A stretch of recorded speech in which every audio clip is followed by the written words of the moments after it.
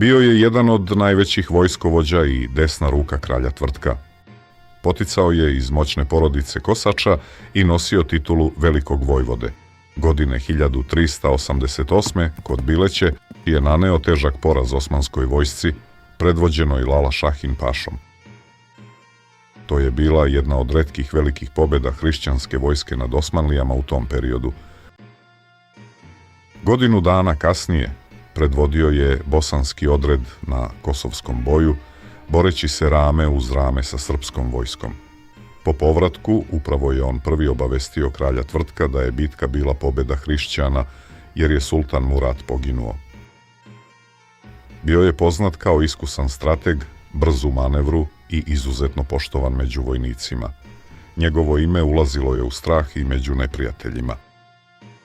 A čovjek koji je tukao Osmanlije kod Bileće i ratovao na Kosovu zvao se vojvoda Vlatko Vuković.